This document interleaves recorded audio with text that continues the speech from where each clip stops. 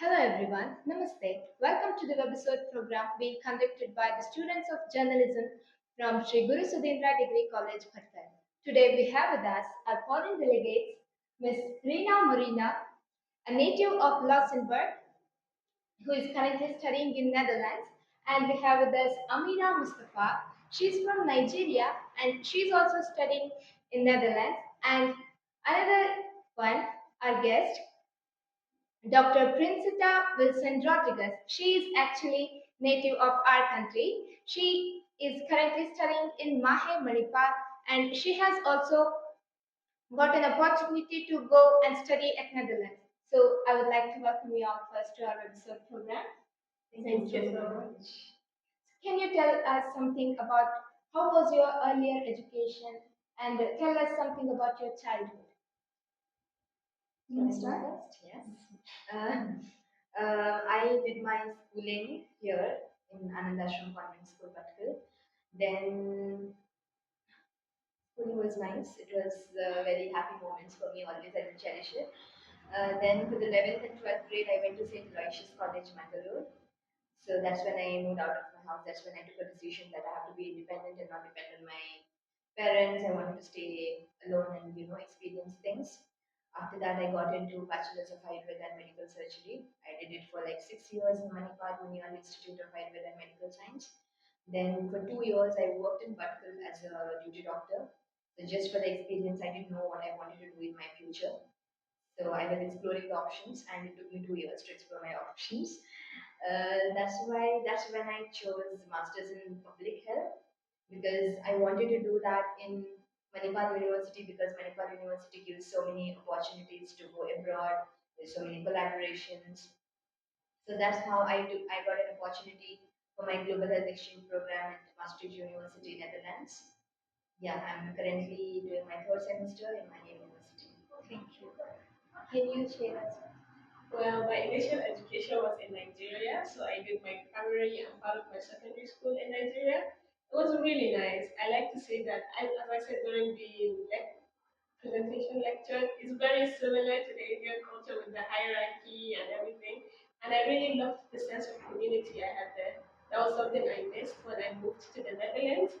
I also came to like a country that didn't speak English, so English was not the primary language. And English is also not my first language, so I was learning English when I moved to the Netherlands. So I missed that sense of community. But as time went on, I finished my primary education. I did my A levels there. I also did my bachelor's, and I'm currently doing my master's, still in the Netherlands. And now I like to say I'm fluent in Dutch, so I got to learn another language while I lived there. Thank you. Can you tell something? Yes, of course. So I was born and raised in Luxembourg. So I also did my primary and my secondary education in Luxembourg. After graduating, I didn't go to university right away. I wanted to do something else. I wanted to work first. So I worked as a substitute teacher in primary school. So I had first and second graders during the pandemic, especially. Then I started my bachelor in biomedical sciences in Maastricht, where I really loved it. I really enjoyed it. I wrote my thesis based on my lab work that I did there. But then I wanted to switch. So I wanted to stay in the health education, but I wanted to do something else. And that's why I chose to do global health in my master's, also in Maastricht. And yeah, so far it's been an amazing experience. I think we're done now with our symposium. We're going to go home, and now our thesis period is going to start so that we can graduate, hopefully.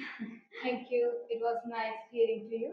And especially for you too, what was your first impression when you came to India?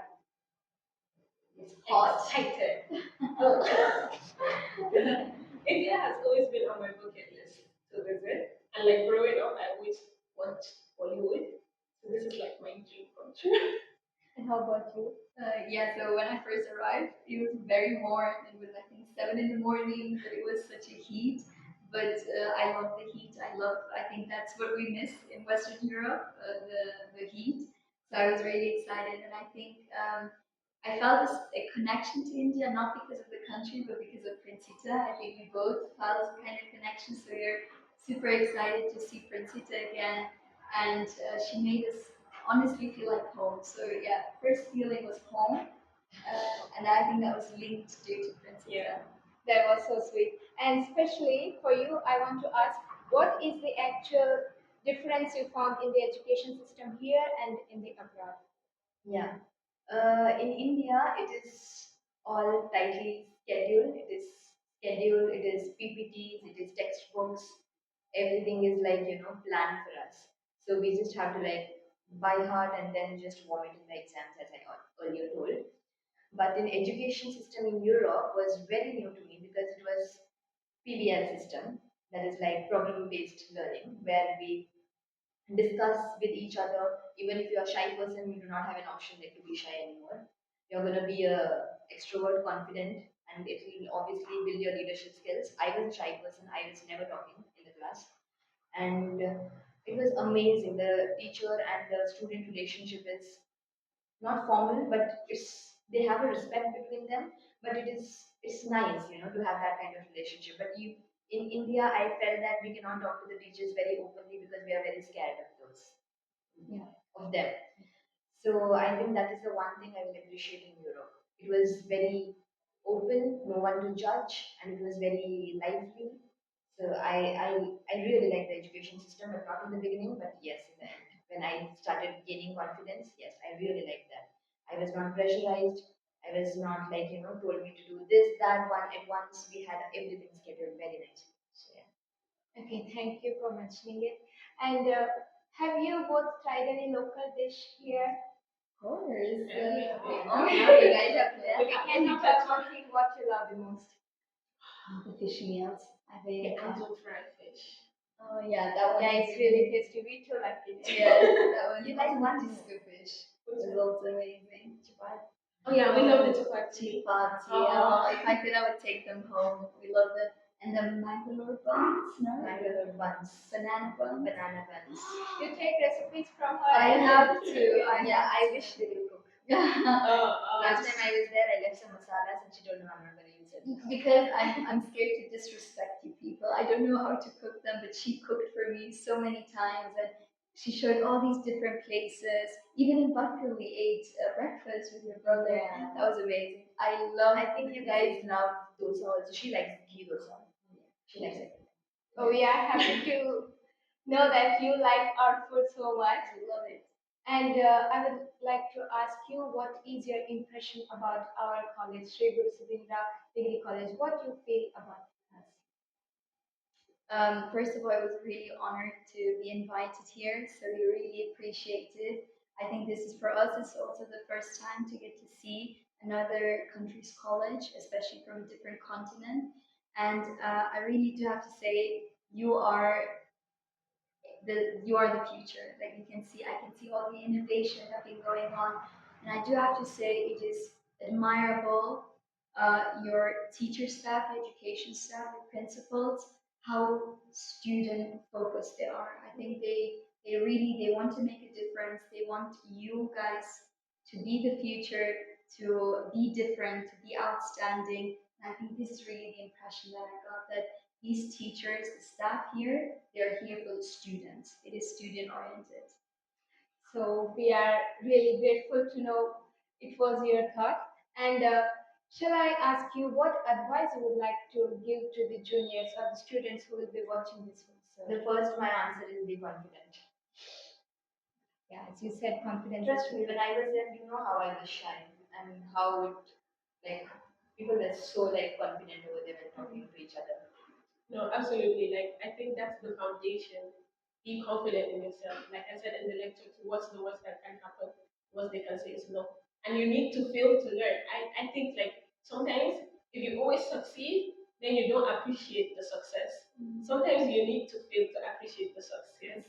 So just don't be afraid to try new things. And also I have to say like I am very, very honored to be here and like the college is one of a kind, and you guys should appreciate it and make use of all the skills, all the knowledge, and just soak it in because this is something a lot of people would want to be a part of.